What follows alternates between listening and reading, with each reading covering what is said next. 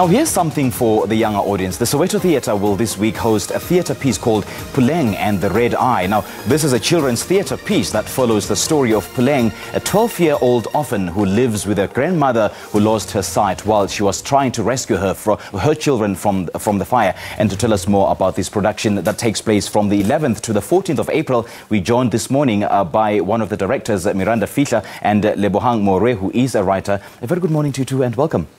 Thank you. Miranda, I'm going to start with you. What brought this idea to life of Puleng? Puleng, it's a production that was workshopped by learners in 2015. And then myself and Lebo, we decided now that we want to actually write it professionally and we wanted to stage it. So it's a piece that was inspired by young people telling their story. And we pick up this particular story of Puleng while we were workshopping, this particular story of Puleng that we wanted to tell stories about abantwana nabokoko babo. You know, we are young people that we were raised by our grandparents and they've been our advocate of our lives. So that's what inspired the story. It is quite an inspirational story indeed. I mean, I myself, my grandmother had a hand in raising me, and so many people can actually relate to this story. But do you want to take us through who Puleng is? Puleng is a young girl that grew in a village called Tampureng. It's a village that does not belong anywhere. We just made it up. It could be anywhere in Soweto, Mpumalanga. It could be anywhere. So she's a young girl that she's forever been teased. So the red eye doesn't mean that she literally has red eye. She's forever crying because she's teased, and she's a different girl from a different home, raised by a blind grandmother. So people do not view her the same as any other young person in the village. Yeah. Now, Lebo, what's your role in this production and what sort of value does it add? I'm the writer of Puleng and the Red Eye. Okay. And my value is that I looked at how can we incorporate stories that contains or that speaks back to the social issues around our communities that confronts young people. So there's child marriages that happens every day and nobody speaks about them.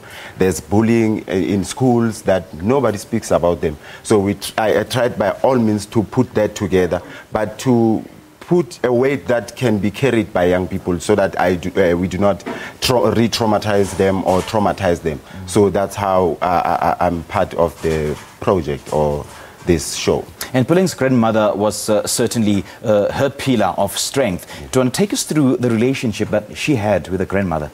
Yes. So, first of all, her grandmother cannot see. And every time, you know, every time when you go to school as a young person, you come back home, and everybody can see your eyes are red. But when they ask you what's wrong, you're going to say everything is fine. So with Puleng, her grandmother couldn't see, but she could feel that something is wrong with my granddaughter, and that's how the connection could be more stronger until they were separated by something. And that something is a person who wanted to be between them and break them. But at the end, Puleng fought by all means to get her granny back so that they can be together.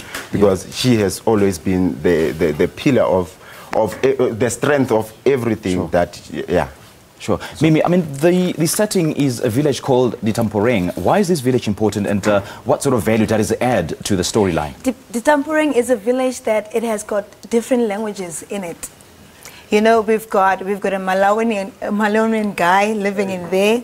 We've got a Tswana person living in there. We've got a Zulu person living in there. And we've got Puleng, that her grandmother, she's Zulu and she's Sotho.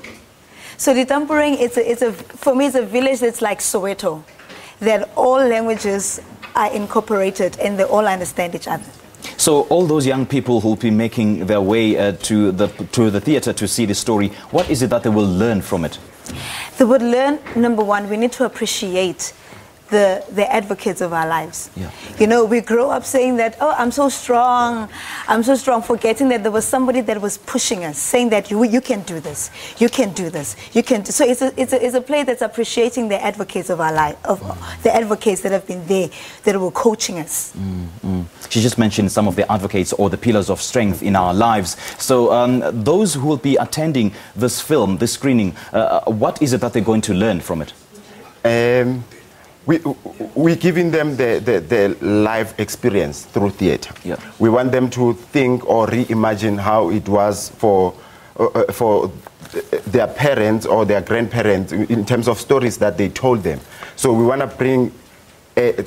to give them an experience where they will learn how was it go maplasing, how was it in rural areas. Like, we want to give them the experience. I cannot say what will be what in the space, but that's what we want to give them, so that when they see the piece, they learn what they, because we cannot take the same thing from the piece.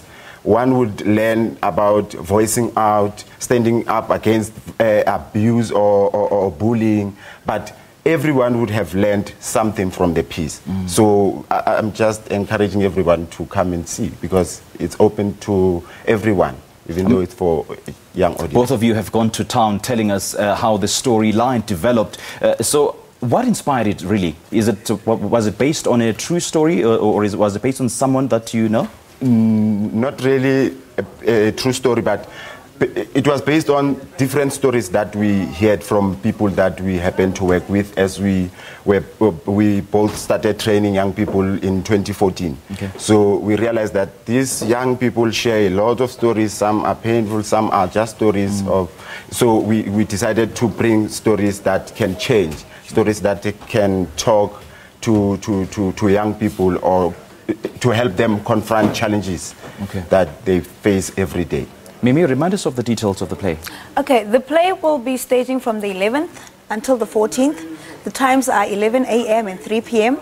Okay. So yeah, everybody must come through. Tickets are 50 Rand only. And we've got block bookings for schools. If schools are interested to come, they can call through the number, I think is on the screen. Okay.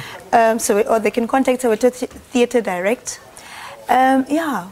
Where do they get hold of the tickets? The tickets, they are at web tickets or at Soweto Theatre. They can buy them online, or they can call at Soweto Theatre and reserve a ticket or purchase a ticket, or at any Pick and Pay that's got a web ticket system. All right. Yes. Lebo and Mimi, thank you so much for joining us. We appreciate it. Thank you. Well, that was director Miranda, Fihla, and performer Lebo, and they joined us this morning to tell us more about their play that opens on Thursday and will run until the 14th of April at the Soweto Theatre, called Puleng and the